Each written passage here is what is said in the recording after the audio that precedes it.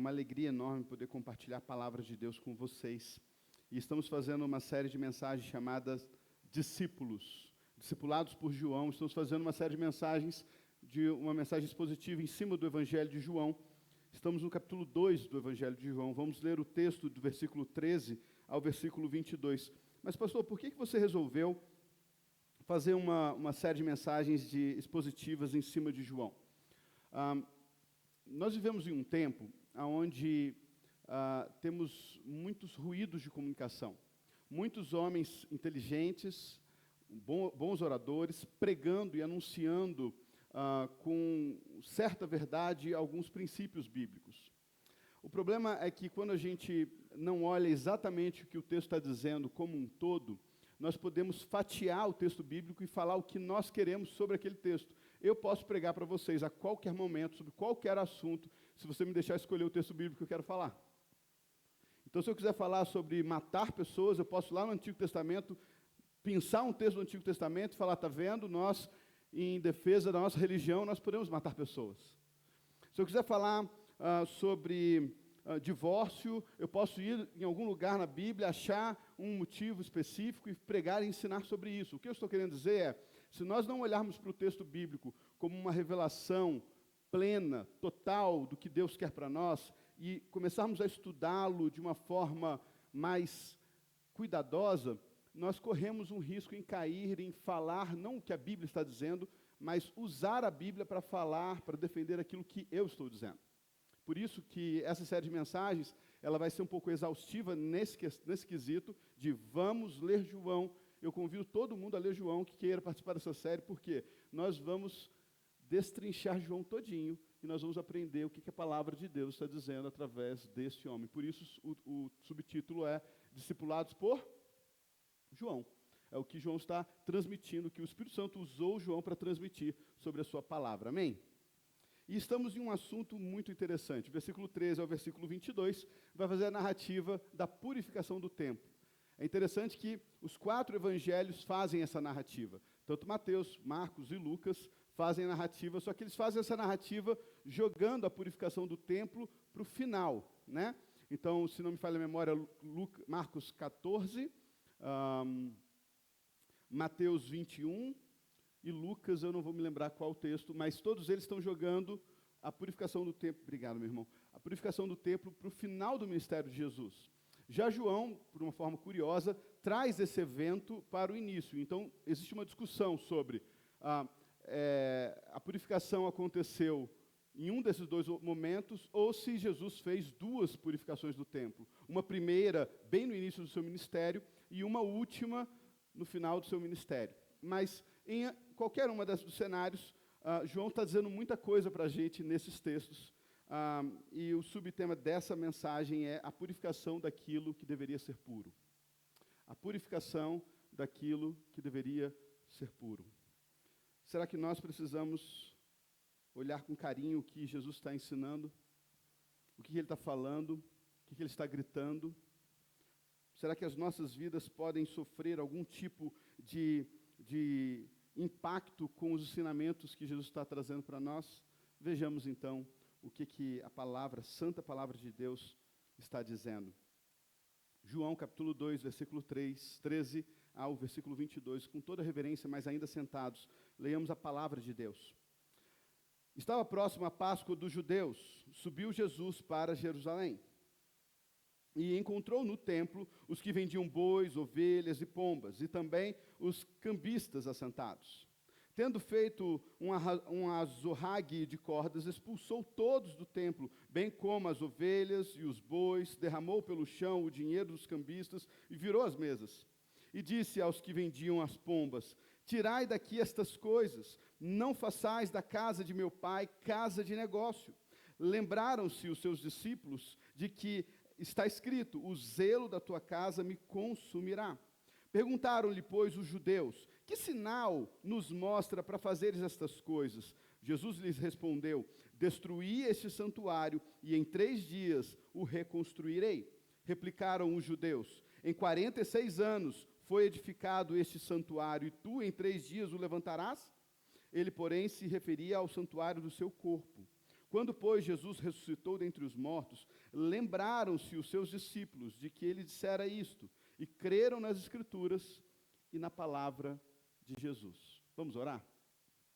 Senhor, muito obrigado pela tua palavra, que a tua palavra possa, Deus, preencher os nossos corações com a tua vontade, com a tua direção, e que a tua palavra, ó Deus, possa nos mover, um movimento sincero, transformador, que nos leva a verdadeiramente viver aquilo que o Senhor quer para nós. Deus, muitos foram abençoados no Peniel, muitos foram tratados no Peniel, e nós precisamos que a tua palavra, ó Deus, nos preencha de tal forma que as nossas vidas transmitam aquilo que o Senhor tem feito nas nossas vidas, na nossa caminhada. Fala com a gente essa noite, ó Deus, porque é justamente porque o nosso Deus está no meio de nós e fala conosco, que temos essa convicção e o mundo pode declarar abertamente que temos um Deus sobre nós. Fala com a gente, essa é a nossa oração, que fazemos no nome santo de Jesus. Amém. Não é interessante o fato de Jesus ser extremamente piedoso e misericordioso com as pessoas que do nosso tempo, talvez nós não sejamos tão piedosas ou tão misericordiosos com elas? Não é interessante, em João 8, por exemplo, ele não condenar a mulher que foi pega em flagrante adultério, mas convidá-la a ir e não pecar mais? Não é interessante o leproso simplesmente desejar a cura e Jesus fazer questão de tocá-lo e purificá-lo em Lucas 5? Não é curioso ele entrar na casa de Zaqueu, um político do seu tempo, extremamente corrompido, e comer com ele, enquanto os homens mais religiosos do seu tempo não tinham esse acesso tão direto? Não é pelo menos curioso que os religiosos de plantão do seu tempo foram duramente criticados, e as pessoas que estavam à margem da sociedade foram amplamente aceitos, convidados a caminhar com ele e extremamente impactados pelo convívio e o contato com Jesus? Nós deveríamos trazer uma reflexão sobre isso. Sabe por quê? Porque Jesus faz questão de gritar isso para as pessoas. É muito interessante perceber que no ministério de João Batista, ele era extremamente duro com os religiosos, a ponto de falar assim: raça de víboras, quem vos induziu a fugir da ira vindoura? E não comeceis a dizer que vocês são filhos de Abraão, porque dessas pedras Deus faz filhos a Abraão. Ele está falando para quem? Para as prostitutas? Não. Para os publicanos? Também não. Ele estava falando isso para os fariseus, os escribas, os homens mais religiosos do seu tempo. Não é pelo menos curioso perceber que Jesus, quando ele começa o seu ministério, ele endossa o que João falou e continua insistindo nessa linha de raciocínio? Isso nos deveria fazer ficar pelo menos reflexivos. Mas o que é interessante aqui é que na Páscoa dos judeus, isso é importante observar o que João está dizendo, não é a nossa Páscoa, nós não comemoramos a Páscoa dos judeus, vocês entendem isso, né? Porque a Páscoa do judeu, o que acontecia na Páscoa do judeu? Eles pegavam um cordeirinho, eu espero que você não faça isso, bote a mão na cabeça do cordeirinho, pega uma faca escondida e enfia no cordeirinho. Você não faz isso, né? Então você não comemora a Páscoa do judeu, porque a Páscoa do judeu é isso que é feito. Espero que você também não faça isso. Pegue o sangue do cordeirinho, vá até os umbrais das suas portas, esfregue com uma mistura de cultura moderna os umbrais da sua porta. Essa cultura, essa festa judaica é a festa do judeu. Nós comemoramos uma Páscoa. Ela foi feita há 2000 anos atrás. Porque o verdadeiro cordeiro, o cordeiro de Deus, que tira o pecado do mundo, foi imolado. O seu sangue foi aspergido. E por uma única vez e para sempre, o sangue dele nos purifica de todo o pecado. É isso que comemoramos, não a festa dos judeus. Então João faz questão de fazer essa diferença. Na festa dos judeus, na Páscoa dos judeus, Jesus entrou no templo. E por que ele faz isso? Porque a Páscoa, além de ser uma das maiores festas do judaísmo, a Páscoa do judeu, na história, ela tem um símbolo muito interessante. Ela é a libertação do povo, que acontece lá em Êxodo, né? Deus tira o povo do Egito através da Páscoa, da festa da Páscoa. O cordeiro é imolado na festa da Páscoa. E a partir disso, o povo comemora anualmente essa festa, a festa da libertação do povo de Deus. Mas 2 vezes essa Páscoa ela tem uma característica não de libertação, mas uma característica de reforma. Tanto o rei Ezequiel quanto o rei Josias praticam essa Páscoa, mas na verdade é uma grande reforma.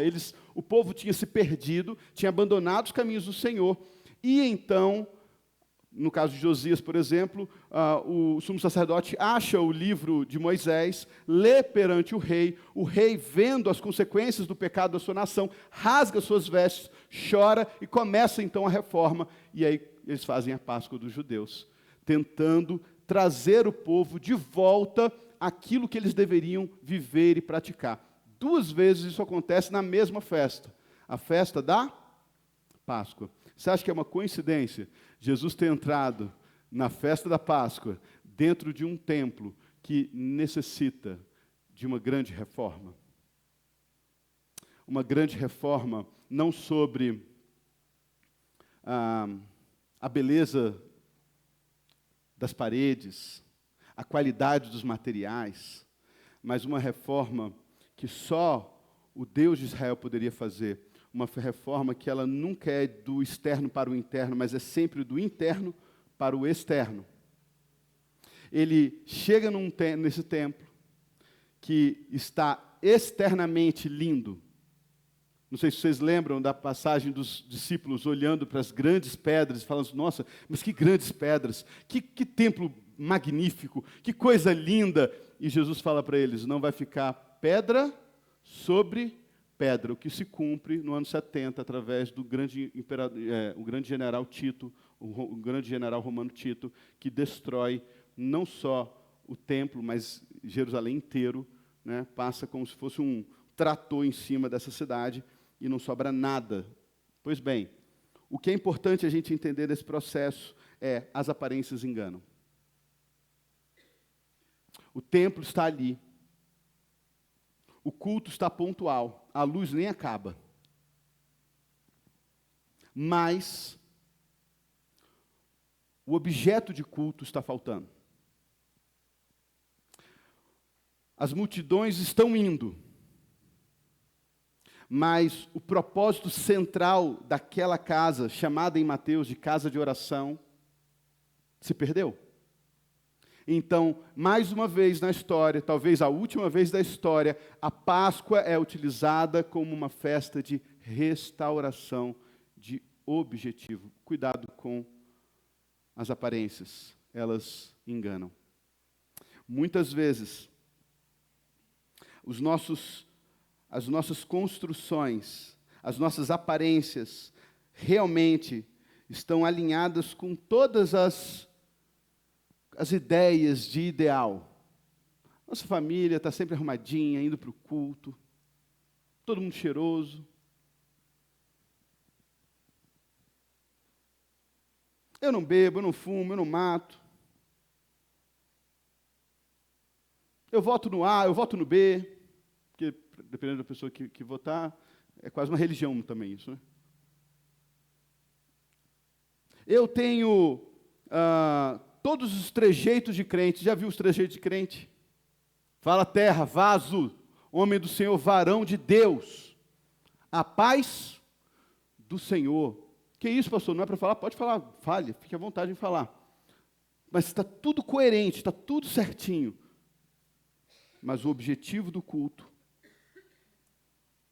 das aparências, estão erradas. E é justamente por isso que Jesus chega na Páscoa do Senhor, no templo do Senhor, dentro da cidade do Senhor, com o povo do Senhor, percebe como está tudo certinho, e quebra tudo. Derruba as mesas. As pessoas têm a ideia de olhar para Jesus e só ver aquele Jesus, né, europeu, bonzinho. O Detio hoje já mostrou essa cena? Eu não vi, já? Eu vou ver, depois eu podia ter visto e passado para a gente ver, né? Mas a lógica é, Jesus não é essa pessoa que é indiferente àquilo que Deus se importa. Não é. E a gente precisa abandonar isso, porque a Bíblia não mostra isso. Jesus, quando ele vê um povo que precisa de uma reforma, ele prontamente age em resposta a isso. Mas qual é o problema, pastor? Qual é o problema? A gente tem cantina aqui, por que não pode vender? A gente está desobedecendo o Senhor? Não tem nada a ver com isso. Não tem nada a ver com isso. Veja, só para a gente entender o que está acontecendo aqui. O templo ele era dividido em 5 grandes áreas. O pátio dos gentios, onde homens que não são judeus, mulheres que não são judeus podem entrar. O pátio das mulheres, onde só mulheres judias e judeus podem entrar. O pátio dos homens, onde só homens judeus podem entrar. O pátio dos sacerdotes, onde só homens judeus da descendência de Levi podem entrar. O Santíssimo Lugar, onde só sacerdotes da descendência de Arão podem entrar.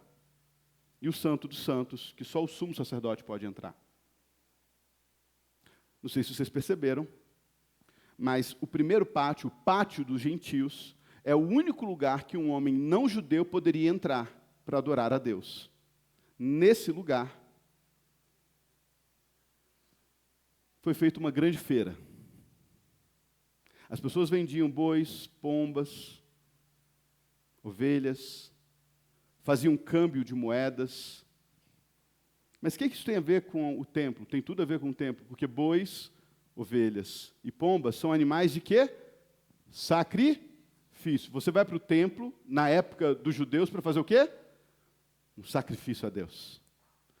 E a lei diz o seguinte, se você vai ofertar a Deus, você vai ofertar a Deus um animal de 3 anos, macho, sem defeito. Então o amiguinho pegava o seu cordeirinho, macho de 3 anos, sem defeito, botava debaixo do braço, chegava para fazer a sua oferta, e lá vinha o sacerdote examinar se o seu boizinho, ou o seu cordeirinho, ou a sua pombinha, poderia fazer parte desse sacrifício. E ele pegava, olhava e falava assim, poxa, que pena, esse cordeirinho aqui não vale. Faltou uma etiqueta aqui do pessoal que vende daqui. Para ser puro tem que ter essa etiqueta. Vai ali, vende o seu cordeirinho e compra um outro cordeirinho do pessoal daqui de dentro. E aí você vai poder fazer o seu culto a Deus. E aí o amiguinho ia lá, vendia o cordeirinho dele por 2 moedas. Quando ele ia comprar o cordeirinho com a etiqueta da... Qual é o negócio hã? Anvisa, com a etiqueta da Anvisa judaica, carimbada nele, falou assim, quanto é? É 3 moedinhas. Eu vendi o meu por 2, mas aqui é 3. 3 moedinhas. Quando ele ia fazer a oferta dele, que todo homem macho deveria fazer, quando ele ia entregar a moeda dele, falava, não, essa moeda não vale. Vai ali, troca ali com o rapaz que vende a moeda do templo, porque a moeda do templo tem um peso específico. Que a gente vai dar para o Senhor o melhor, né? Tem que dar para Deus o melhor. E aí ele ia comprar a moedinha, ele tinha que dar 2 moedinhas pela moedinha do templo. Percebam, o culto a Deus foi manipulado, foi de alguma forma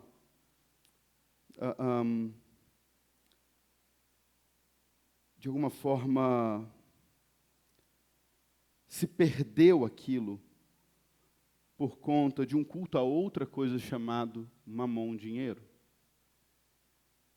Para que o templo e os sacerdotes arrecadassem mais, você não poderia mais cultuar a Deus, mesmo que o seu coração estivesse completamente desejoso de fazê-lo, a não ser que você entrasse na máquina da fé daquela época, para que a sua oferta fosse aceita.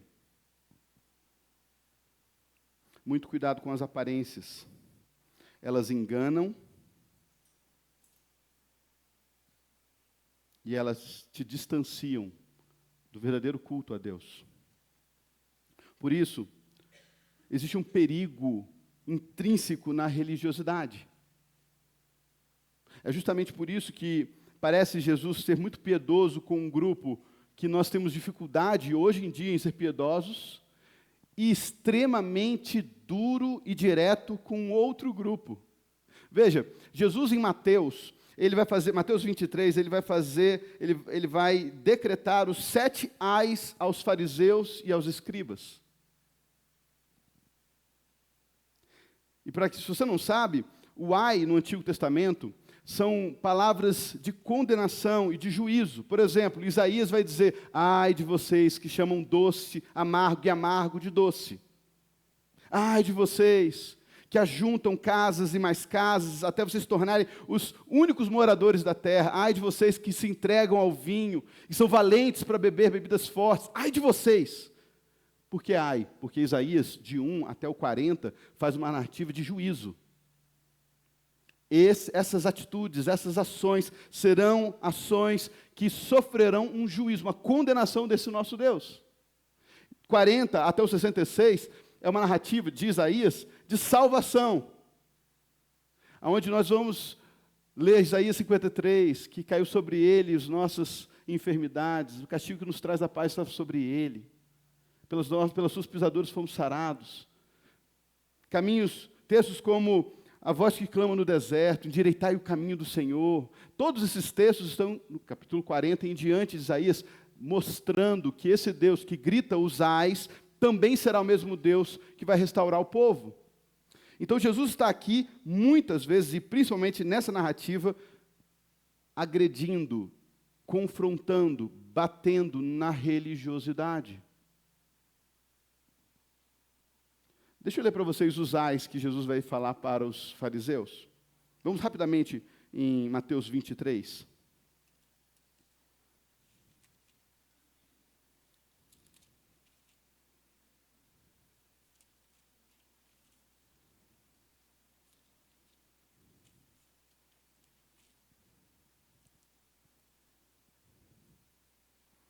Mateus 23, 13 diz: ai de vós, escribas e fariseus hipócritas, porque fecham o reino dos céus diante dos homens, pois vós não entrais, nem deixais entrar os que estão entrando.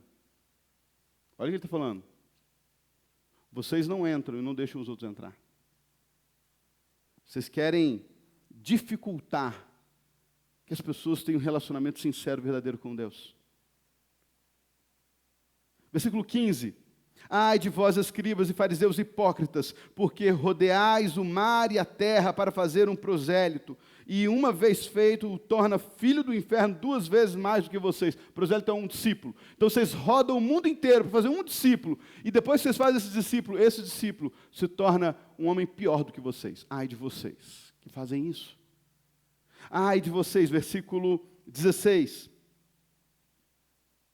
Ai de vós, guias de cego, que dizem: quem jurar pelo santuário, isso é nada, mas se alguém jurar pelo ouro do santuário, fica obrigado pelo seu juramento. Ai de vocês que dobram a lei, dobram a vontade de Deus, dobram a justiça de Deus para atender aquilo que vocês querem, aquilo que vocês fazem. No final, eu poderia ficar aqui lendo cada um desses ais, mas o que nós vamos perceber é que a religiosidade, ela entrou em uma proporção tão profunda no coração desses homens, que o que importa é fazer aquilo que a minha religião manda você fazer, e não o que o meu Deus convida você a fazer. É impressionante como que João consegue dar vida a isso. Ele vai olhar, por exemplo, em João 5, quando Jesus cura o coxo do tanque de Betesda, e ele vai curar o homem que está há 38 anos coxo, e ele fala assim: olha, levanta, pega o teu leito e anda. 38 anos coxo, o que ele vai fazer? Vai obedecer. Pega, enrola o leito dele, bota debaixo do braço, ele está andando, só que era sábado, e aí os fariseus chegam para ele e falam o seguinte: hoje é sábado, não pode carregar o leito. Você nunca leu na Bíblia que sábado é o dia do Senhor, dia de descanso? E aí ele responde: ah, mas o homem que me curou, ele que me mandou carregar. Sabe o que eles falam? Quem foi o homem que mandou você carregar? O fato de um homem ter sido curado depois de 38 anos, enfermo, sequer entra nos ouvidos desses homens. Eles querem que a lei seja cumprida, mesmo que Deus possa ser glorificado através de outros meios naquela realidade. Você percebe como que a religiosidade pode te afastar de Deus? Como que um coração que perdeu o seu verdadeiro objeto de culto, pode, de fato, distanciar você do Deus bíblico. Você e eu podemos estar fazendo tudo como manda o figurino. Eu faço todo o rito religioso, mas o meu coração, está longe de Deus. Por isso ele quebra tudo. Porque aqueles homens estão ali preocupados demais que os sacrifícios e os cultos aconteçam, preocupados de menos que o Deus que mandou fazer o sacrifício seja de fato cultuado.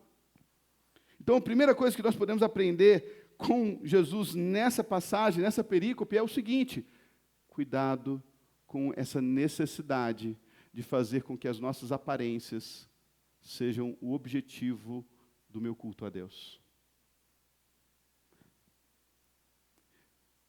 Deus não está preocupado com as aparências.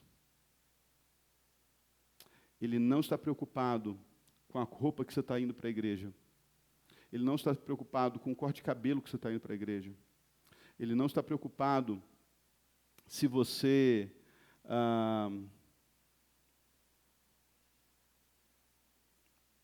está chegando na igreja pontualmente ou não está chegando pontualmente na igreja. Ele está realmente preocupado como que você chega na igreja. E, por favor, entenda o como, não com que meio de transporte, mas como que o seu coração chega nessa igreja, ou em qualquer igreja, ou em qualquer lugar onde o nome dele é invocado.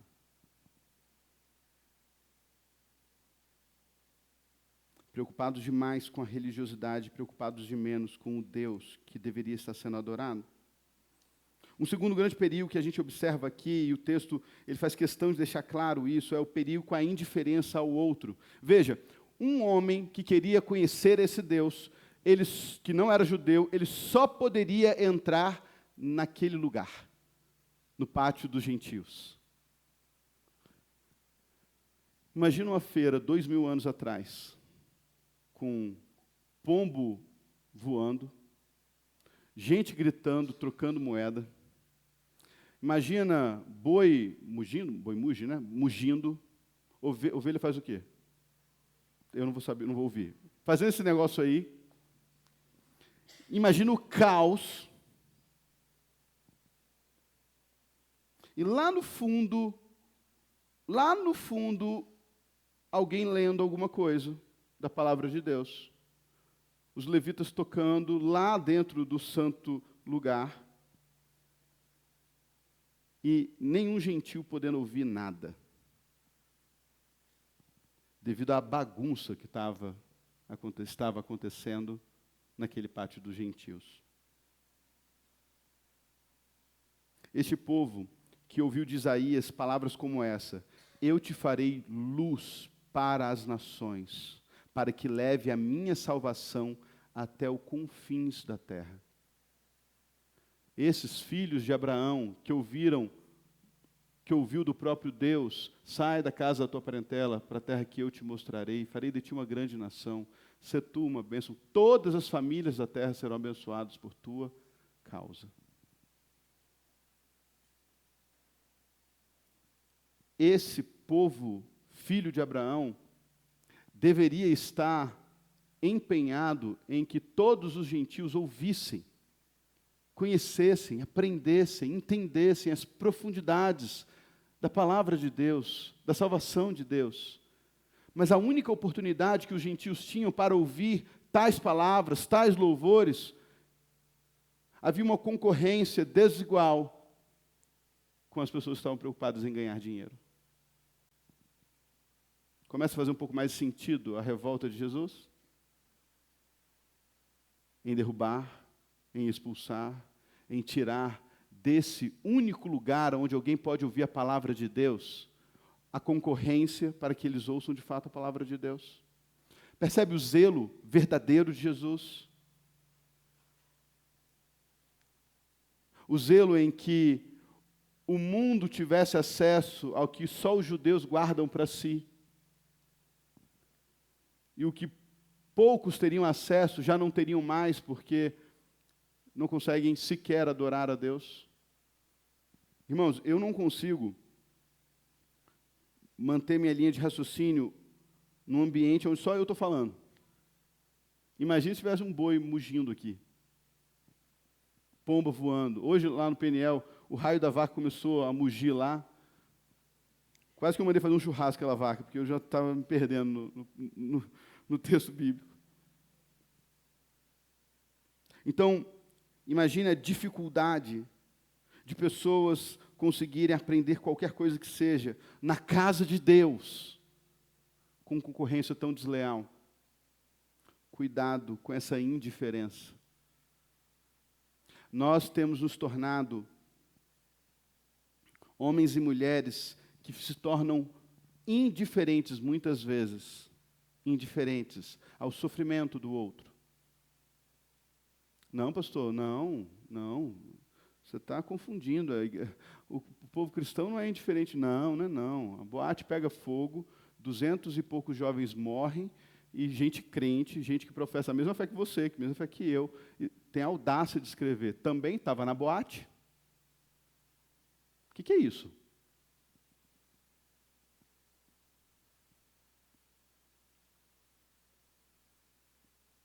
O que é isso? A indiferença ao outro, a dor do outro, a perda do outro, o sofrimento do outro. É indiferença a quase a humanidade do outro. Pois bem, Jesus faz uma reforma, biblicamente, contra isso. Contra essa percepção do eles e nós. Nós estamos aqui salvos, seguros, na palavra de Deus, na casa de Deus. Eles estão lá longe, vão queimar no fogo do inferno. Lugar que eu não vou nem passar pela porta. Pois bem, muito cuidado. Porque a indiferença é um sintoma da minha religiosidade, da bandeira que eu enfinquei no meu coração e disse, esse é o meu time do coração. Cristo. IBAB, Igreja Batista do Bingen. Eu falei errado o nome da igreja, Igreja Batista Bingen.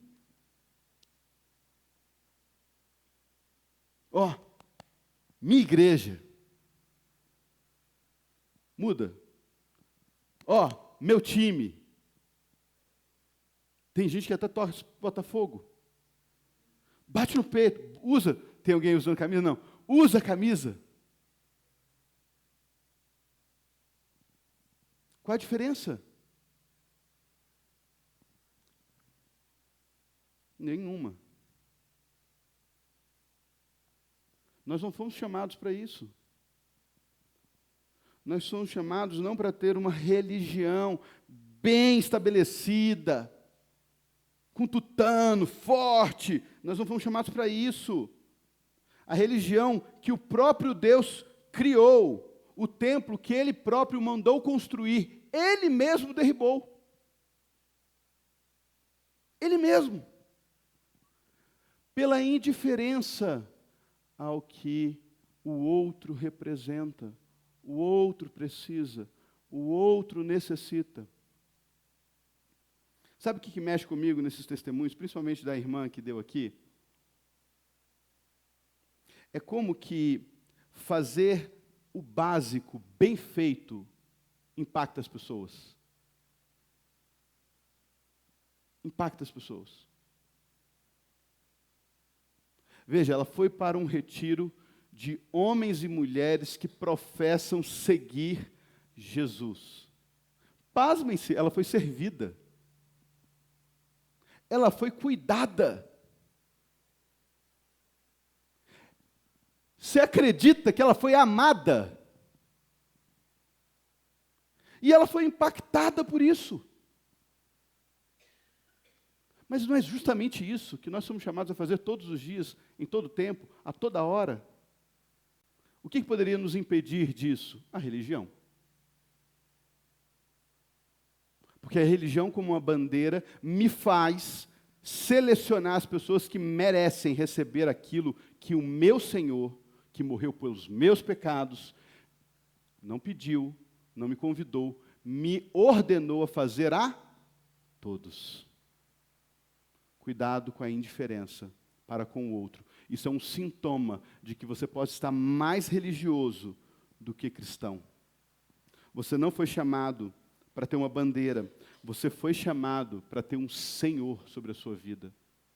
O Senhor não é o pastor, não é o bispo, não é o apóstolo, não é o anjo, não é o arcanjo. O Senhor é Jesus.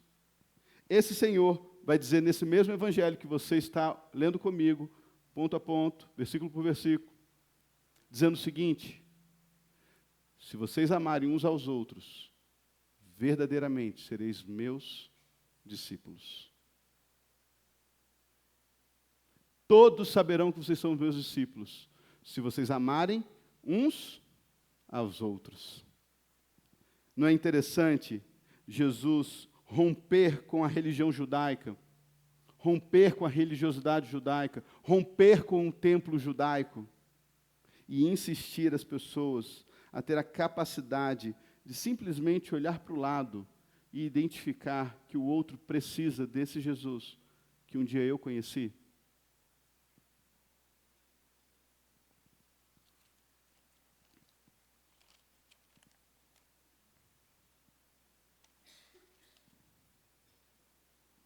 Sim, pois bem. Mas o texto continua. Depois de falar que ele expulsou, que ele derrubou, que ele tirou, Jesus é questionado, e é impressionante como todas as reformas geram um tipo de questionamento. Mas que autoridade você tem para fazer tais coisas? Que sinais você traz, você dá para você fazer tais coisas? É interessante porque João faz questão de falar sobre isso. Lá em João 6, quando Jesus multiplica os pães e atravessa andando o mar de Tiberíades, quando ele chega lá, as multidões se aproximam e falam assim: Jesus, quando é que o senhor chegou? E ele falou assim: olha, a verdade é o seguinte, vocês estão me procurando, não é porque vocês ouviram a palavra de Deus, vocês estão me procurando porque vocês comeram pão e vocês se fartaram. Deixa eu dar um conselho para vocês. Deixa eu dar um... Aí, ó, tá vendo? Quando não é a vaca, é a raia de um barulho aí. Impressionante esse negócio. É água, menos mal, né? Ou não, né? Então sai daí. Hoje é um dia interessante, né? Deus está testando o meu TDAH em todo custo hoje. Ele está que está hoje, né? E eu não sei mais onde eu estava, ó. Resistência. Então, é impressionante como que todas as vezes que uma reforma vai ser feita, existe resistência. E essa resistência é impressionante perceber que normalmente vem dos de dentro. Vai ser difícil concorrer, hein? Mas vamos tentar, né? Um pinguinho não vai fazer a gente parar, né? Vamos continuar. A luz acabou, vocês continuaram cantando. Eu cheguei achando que o negócio ia estar de criança correndo. Então, vamos tentar. Deus vai ajudar, né, Deus? Vamos lá. Lembrei onde eu estava. Lá em João 6, está vendo? Voltando. Então, as pessoas perguntaram, mas que sinal você vai fazer para a gente acreditar que o Senhor é esse servo, é o Messias? E ele vai deixar claro que muitos sinais já estão sendo feitos. Claramente, ele já tinha se apresentado como o servo de Deus, o Filho de Deus. Ele já tinha declarado isso. Ele já tinha feito muito. Mas os homens não queriam crer. Quantas vezes nós vamos ter que ler na Bíblia que nós deveríamos estar mais preocupados em amar e cuidar do outro do que fazer um culto cronológico, pontual, perfeito, da melhor forma possível? Deixa eu fazer uma pergunta e quero que seja muito sincero com isso. Não dá para a gente xingar a água, mas se entrar um homem alcoolizado aqui,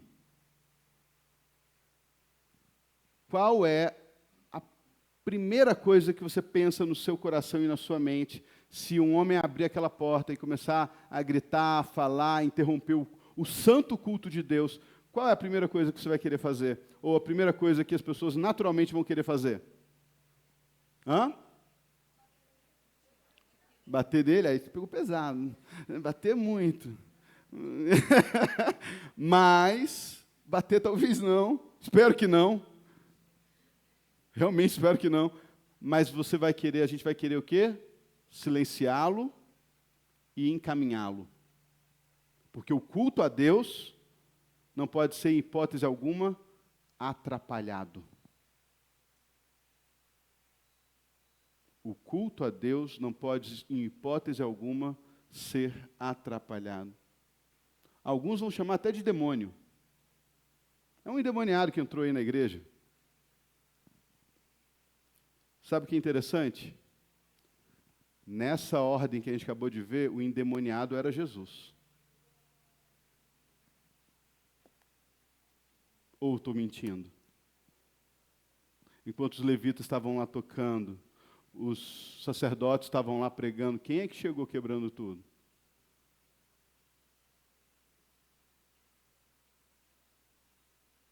Não é muito doido isso?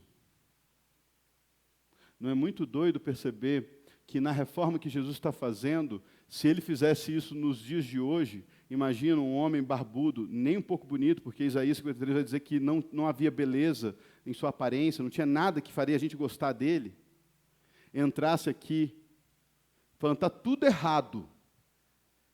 Tem um monte de gente molhada ali fora e vocês estão aqui sequinhos. Vão todo mundo lá para fora, gente. Secar quem se molhou na chuva. Alguém ia passar a mão nele, vem cá, deixa eu fazer uma conversinha com o senhor aqui, vem cá. Tem gente que ia até bater nele. Faz sentido para você? Nem para Jesus. Já Paulo vai dizer, rogo-vos, pois, irmãos, pela misericórdia de Deus, que apresenteis os vossos corpos como sacrifício vivo, santo e agradável a Deus, que é o vosso culto racional. E não vos moldeis a este tempo, mas transformai-vos pela renovação do vosso entendimento, para que podeis contemplar qual seja a boa, perfeita e agradável vontade de Deus. Um culto não feito sobre quatro paredes, entre quatro paredes, mas um culto agradável a Deus seria um culto racional, um culto com as nossas vidas. Que apresenteis os vossos corpos como um sacrifício santo e agradável a Deus. Pois bem, cuidado com a religião, ela pode fazer resistente às verdadeiras mudanças que a palavra de Deus te convida a viver e a praticar. E por último, versículo 22, vai declarar algo muito interessante. Quando, pois, Jesus ressuscitou dentre os mortos, lembraram-se os seus discípulos de que ele dissera isto, e creram na Escritura e na palavra de Jesus. Sabe essa palavra creram, ou crer? João vai usar ela exaustivamente no seu evangelho. Você com certeza sabe um versículo bíblico que essa palavra, de alguma forma, é trabalhada. Né? João 3,16, nós vamos ouvir, porque Deus amou o mundo de tal maneira que deu o seu Filho unigênito para todo aquele que nele crer. Não pereça, mas tenha a vida eterna. Olha que interessante. Ele está falando que depois disso, quando ele recebeu a resistência dos judeus, ele falou assim, vocês querem um sinal? Ok, destrua esse templo, em 3 dias eu o reconstruirei. Eles falaram, mas em 44 anos foi demorado para construir esse templo. Como que você em 3 dias vai construir? E João faz questão de dizer, ele falou isso referindo ao seu corpo.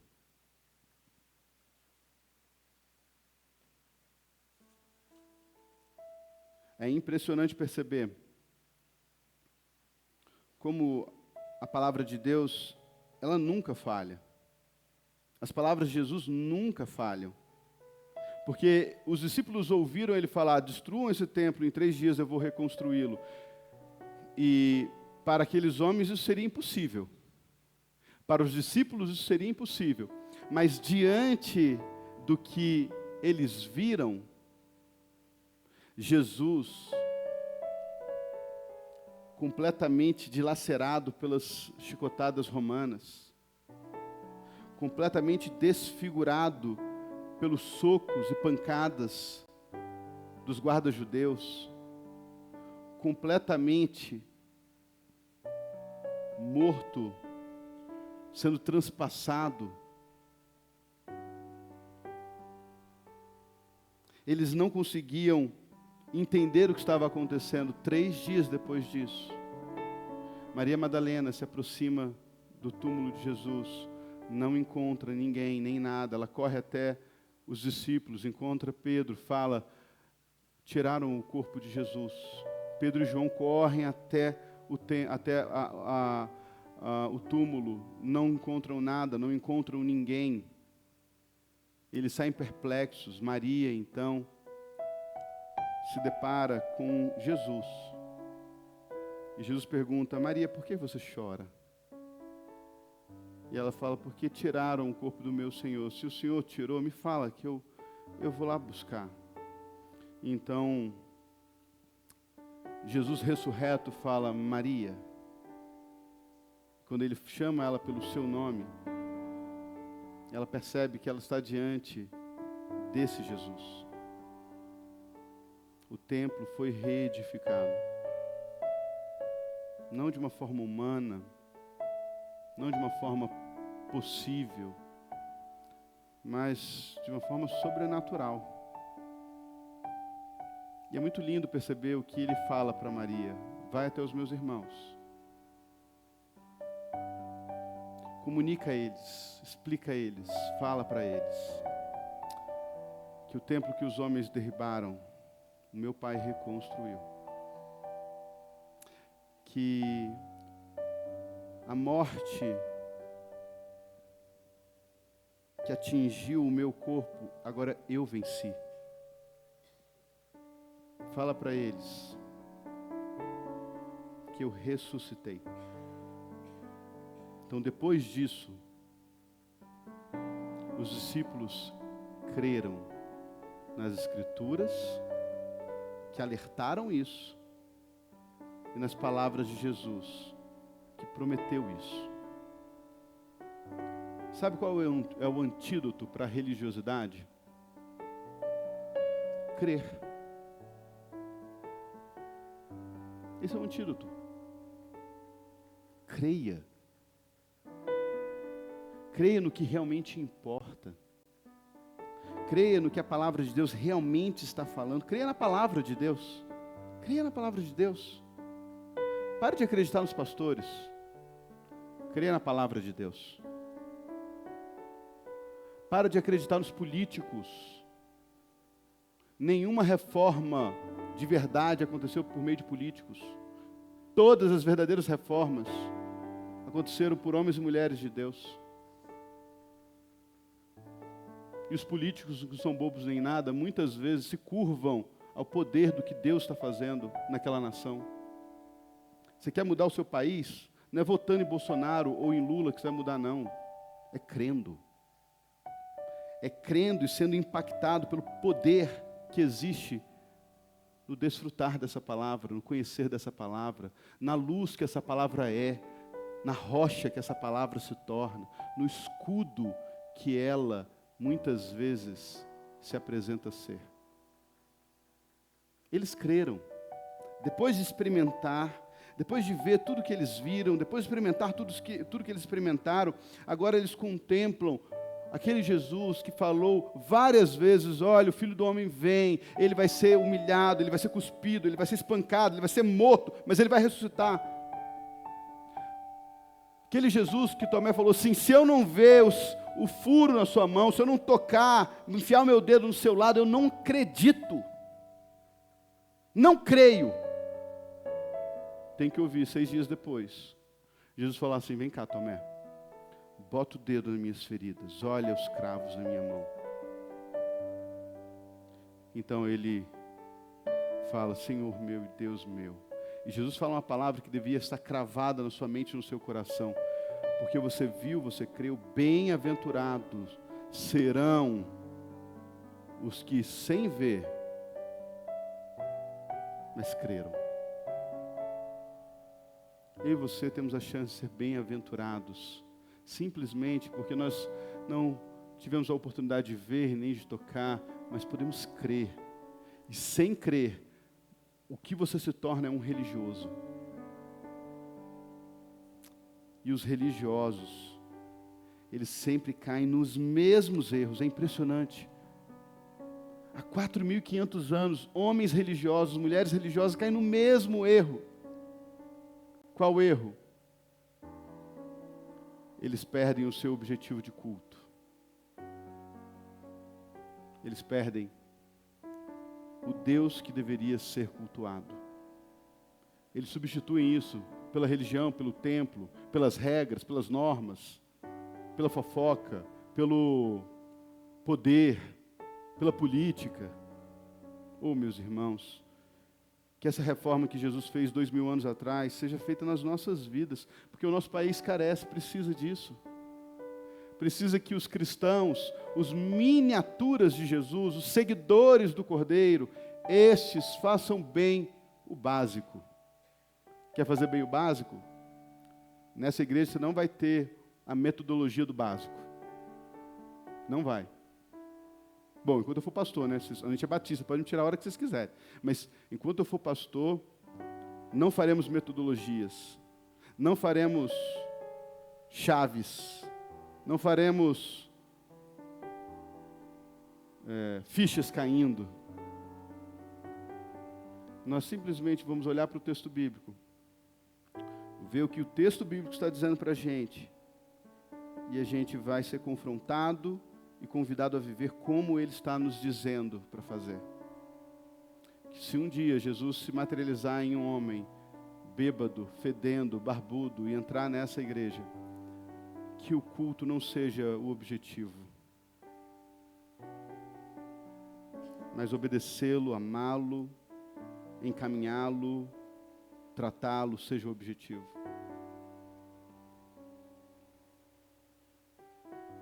Que o crescimento não seja o objetivo, porque, segundo Atos 2, acrescentava o Senhor diariamente os que iam sendo salvos. Quem acrescentava? Quem? O Senhor.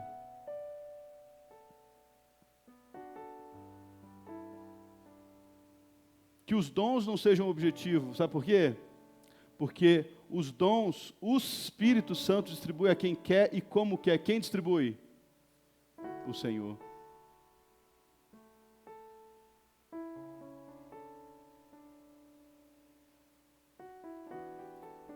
É tudo do Senhor, é tudo sobre o Senhor, é tudo para o Senhor.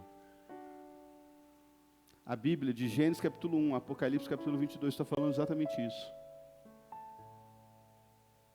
Porque dele, por ele e para ele são todas as coisas. A ele, pois, a honra, a glória, eternamente. Amém? Ele é a imagem do Deus invisível, primogênito de toda a criação, pois nele foram feitas todas as coisas, as visíveis e as invisíveis. Sejam tronos, sejam soberanias, quer principados, quer potestades, tudo foi feito por meio dele e para ele. Ele é antes de todas as coisas, nele tudo subsiste. É para quem? É para ele. Não é para atender a nossa igreja, não é para atender a nossa religião, não é para atender as nossas vontades, não é para atender os nossos achismos, não é para eu me sentir um pouquinho melhor do que os outros que não têm Jesus, não é para eu me sentir um pouquinho melhor do que os outros que pecam de uma forma que eu não peco. Não é sobre você se sentir melhor em nada, é em você se sentir lavado, remido, salvo, aproximado, apresentado, porque o Verbo se fez carne e habitou entre nós, cheio de graça, cheio de verdade, e vimos a sua glória, glória como do unigênito do Pai. É sobre isso. É sobre você experimentar esse Deus, conhecer esse Deus, crer nesse Deus. Para encerrar, Em João 14, ele vai dizer, não se turbe o vosso coração, crede em Deus, crede também em mim. Que Deus te abençoe, que esta reforma seja uma reforma que Jesus está fazendo neste templo e nesses outros, provavelmente 200 templos que estão aqui. Essa reforma seja do pátio dos gentios ao santo dos santos, aonde tudo que não é dele tem que ser tirado do lugar, quebrado, expulso, e o que pertence a ele, o que é para ele, seja algo verdadeiro, sincero, puro, consagrado, santo. Amém? Feche seus olhos, curva sua cabeça. Vamos falar com o nosso Deus. Santo Deus, Deus de Israel, nosso Deus.